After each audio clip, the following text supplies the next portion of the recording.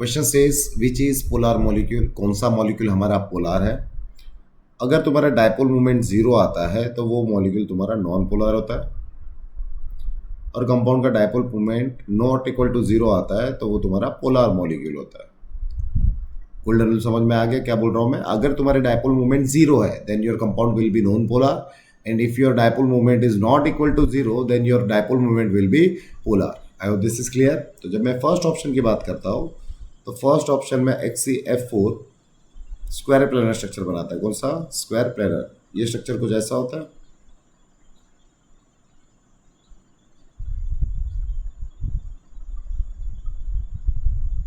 अभी जो स्क्वायर बना रहा है ये आपस में कट हो जाएगी, तो फ्लोरीन का डायपोल मोमेंट जीरो हो जाएगा, और लोन पेयर यहाँ पे और यहाँ पे भी लोन पेयर है तो ये भी अपोजिट में है तो ये आपस में कट कर देंगे, तो जो net dipole moment is zero. और मैंने क्या बोला था? अगर तुम्हारी डायपोल मोमेंट जीरो होती तो मॉलिक्यूल तुम्हारा क्या होगा? Non polar. तो ये ऑप्शन तो हट गया यहाँ से क्योंकि ये क्या है? हमारा नॉन पोलर है। अब बात करते हैं बी ऑप्शन की। बी ऑप्शन में हमको दिया है BF3। ठीक है, BF3 क्या बनाता है तुम्हारा? Trigonal planar. कौन सा स्ट्रक्चर बनाता है? Trigonal planar. अब ट्राइगोनल प्लेनर में बोरोन यहाँ पे है विथ नो लोन पेयर, और ट्राइगोनल प्लेनर क्या है तुम्हारा? Regular geometry. क्या होता है रेगुलर ज्योमेट्री? जिसमें कोई भी लोन पेयर नहीं है, खाली बॉन्ड पेयर से स्ट्रक्चर बनता है। ठीक है, तो रेगुलर ज्योमेट्री में तुम्हारी dipole moment always zero. Fit कर लेना माइंड पे। रेगुलर ज्योमेट्री जब भी होगी तब तुम्हारा डायपोल मोमेंट क्या हो जाएगा? वहाँ पे जीरो, और जब डायपोल मोमेंट जीरो होता है तो वो मॉलिक्यूल तुम्हारा हो गया नॉन पोलर मॉलिक्यूल। सो बी ऑप्शन भी हट गया हमारे यहाँ से। बात कर लेते हैं सी ऑप्शन की। तो सी ऑप्शन में क्या है? हमको I2Cl6 है, तो ये क्या है तुम्हारा? डायमरिक फॉर्म है। कौन सा फॉर्म है ये? डायमरिक फॉर्म। यहाँ पे आयोडीन आयोडीन के बीच में बॉन्ड,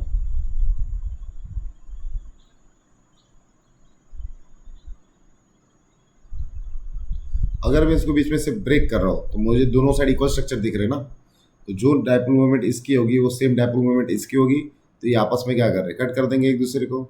याद रखना डायमरिक फॉर्म में अगर सिमेट्री बनती है तो सिमेट्री में भी तुम्हारी डायपोल मोमेंट क्या हो जाएगी? जीरो हो जाएगी। तो ये क्या बना रहा है? सिमेट्री बना रहा है। यहाँ पे डायपोल मोमेंट क्या होगा तुम्हारा? जीरो, और ये कंपाउंड तुम्हारा हो जाएगा नॉन पोलर। तो ये कंपाउंड भी क्या है तुम्हारा? नॉन पोलर है। तो सी ऑप्शन भी यहाँ पे हट गया, तो तुम्हारा करेक्ट ऑप्शन ऑटोमेटिक क्या हो जाएगा? D. But then too we will draw the structure. Phosphorus 5 bond बनाएगा, फ्लोरीन फ्लोरीन, यहाँ पे फ्लोरीन, यहाँ पे कौन लगेगा? क्लोरीन लगेगा, और यहाँ पे कौन लगेगा? क्लोरीन। ये स्ट्रक्चर है तुम्हारा ट्राइगोनल बायपिरामिडल का।